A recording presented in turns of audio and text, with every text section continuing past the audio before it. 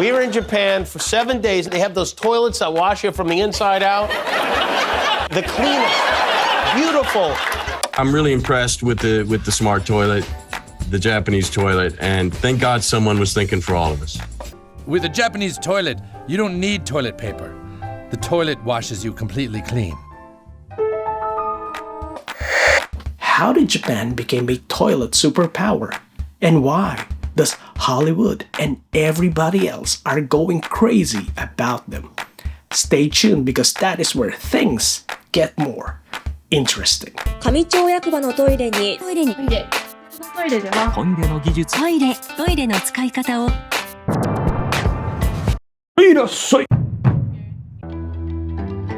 Before Japan became a toilet superpower, its sanitation practices were worlds apart from what we see today. In the Edo period, from 1603 to 1868, Japan was isolated for over 200 years from the outside world under the Sakoku policy, which means closed country. During this time, some used cesspit toilets or kawaya. These are primitive latrines built over rivers where flowing water could carry waste away. But many people used simple holes in the ground or wooden structures that fed into containers for waste collection.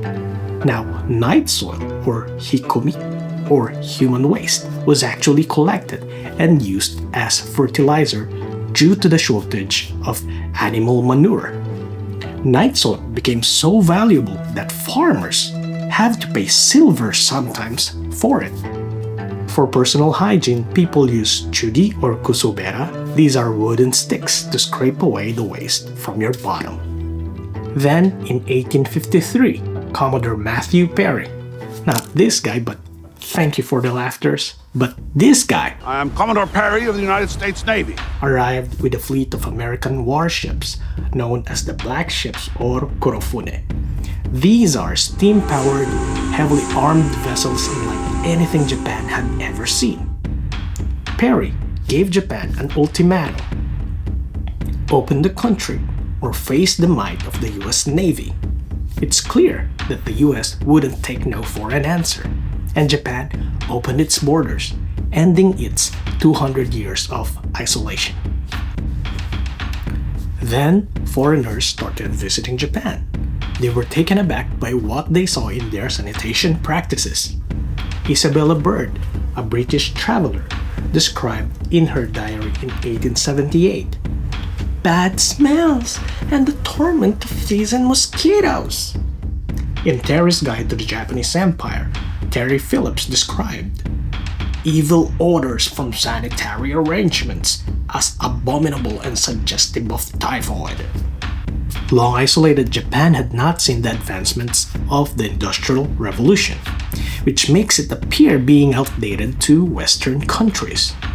This comparison drove Japan towards modernization, and by the end of the 19th century, modernization was in full swing. After World War II, during the US occupation, Japan was encouraged to adapt to Western-style flush toilets, which soon became standard in urban areas. This shift marked the gradual phase-out of night soil and cleaning wooden sticks. Then came an unexpected twist. Around this time in 1964, the American Bidet Company introduced the first water spray toilet, invented by this guy. It was intended for people with disabilities or illness so that they can clean themselves without the help of any other people. The idea was innovative, but it had many issues. Users' feedback included warm water spray ran out and eventually it sprayed cold water. And what's worse is that the water spray misses the right spot. Moreover, the operation was clunky, and as a result, sales were very dismal. The product was also introduced in Japan, and it received the same lukewarm reception. Sales were also very disappointing, and users reported the same functionality issues. But Japan's TOTO, the largest toilet manufacturer in Japan, saw a potential. They bought the patent and the exclusive rights and turned it into something revolutionary, but not without the engineering challenges.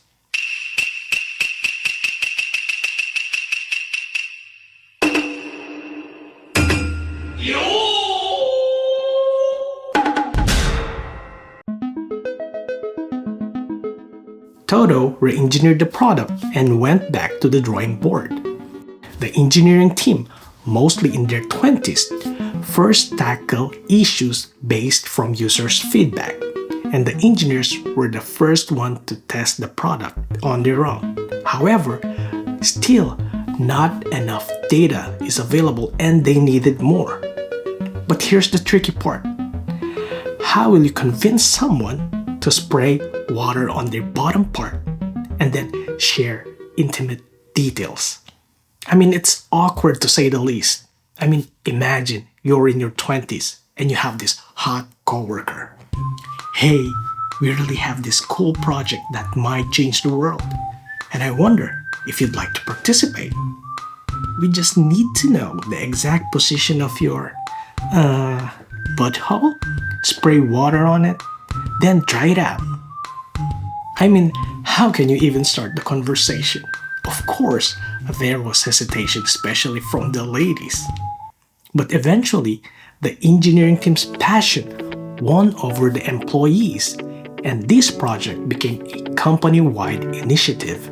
Eventually, 300 employees participated in this project, providing the much-needed feedback and data.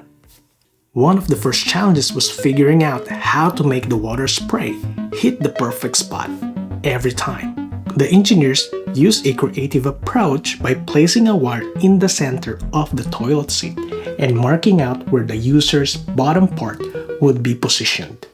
After countless tests and adjustment, they discovered the perfect spray angle, 43 degrees. This golden angle provided the most comfortable and precise cleaning. From an antibacterial and anti-fouling perspective, this angle also prevented water or dirt from splashing back onto the nozzle. The result, a perfect balance of comfort, cleanliness, and hygiene. But the challenges didn't stop there. The engineers still had to make sure that the warm water never runs out, the seat stay heated, and the air dryer worked flawlessly. And making all these features adjust at the press of a button. Now, to pull that off, they developed what you call as the brain, or an integrated circuit board that can control everything with pinpoint accuracy. But here's the catch. An integrated circuit board, which is basically an electronics, needs to function while getting wet. It's gonna get wet every time. And as you can imagine, electronics and water simply don't get along. Now, inspiration struck when the engineers thought of traffic lights. They thought, if traffic lights can handle rainstorms without short-circuiting, then why can't our toilet? Inspired by this, they created a special waterproof resin to coat the circuit board, protecting it from moisture and ensuring it would function perfectly, even in the wettest condition. This fusion of plumbing and electronics was actually a game changer in the toilet technology. After extensive testing and probably a few wet mishaps, the engineers figured out the perfect temperature for the most heavenly bathroom experience. The water spray worked best at 30 degrees Celsius, while the heated seat felt just right at 37 degrees Celsius, pretty much just body temperature, while the air dryer worked like a charm at 50 degrees Celsius. Each feature can be finely adjusted to give the user the most luxurious and comfortable bathroom experience every time. いざ尋常に1本目。So finally, in 1982, TOTO introduced its first water spray toilet and they called it Washlet G. The name was derived from inverting the word let's wash, and G stands for gorgeous. I mean, if you have a toilet that can wash you, it should be gorgeous, right? Initial sales were favorable, but it wasn't something revolutionary like the first iPhone. I mean, the technology was impressive, but convincing people to try it out was a challenge. After all, the idea of a toilet with heated seat and water spray is actually a new concept and people weren't exactly sure if they really needed it. But everything changed in 1982 when TOTO introduced a commercial that turned heads, or probably butts. I mean, literally. So here, I'll just let you watch it and you'll be the judge.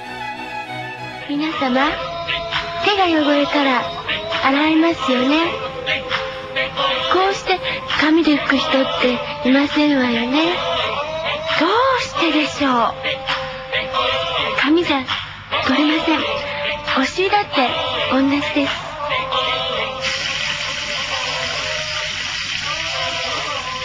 お尻だって洗ってほしい。I don't know about you, but it just makes perfect sense. When our hands get dirty, what do? We don't wipe them. We wash them to keep them clean. And if our bottom part, if your ass gets dirty, it deserves some cleaning, some washing too. So in Japan, that commercial worked like magic. So people were suddenly intrigued. They were curious, and this led to trials. And before they knew it, sales started to climb and the washlet became a sensation. People realized that this toilet is not just another quirky gadget. It was a game changer, something revolutionary in hygiene and comfort. From there, sales of the washlet skyrocketed, especially in Japan. And by now, 80% of Japanese households have one or more of these washlets. Its influence has spread far beyond Japan's borders, and as of 2022, TOTO has sold over 60 million washlets worldwide. In Japan, you can actually see these washlets almost everywhere. In hotels, public toilets, train stations, restaurants, pretty much anywhere that has a bathroom. And I'm not even counting similar water spray toilets from other manufacturers.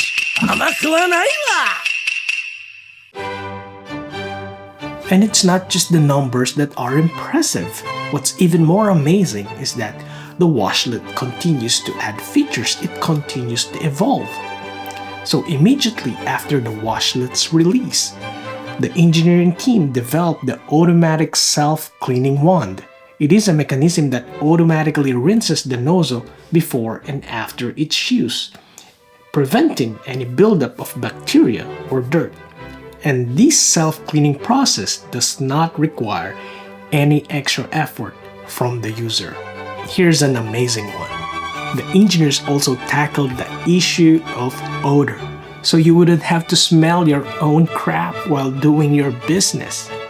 To solve this, TOTO developed the ozone deodorizer. As soon as you sit down, the toilet begins automatically pulling air from the bowl, filtering it and releasing fresh air back. And this system operates silently, ensuring that the bathroom remains fresh without any distracting noise. TOTO's innovations were not just about comfort and cleanliness. They also focused on automation and ease of use.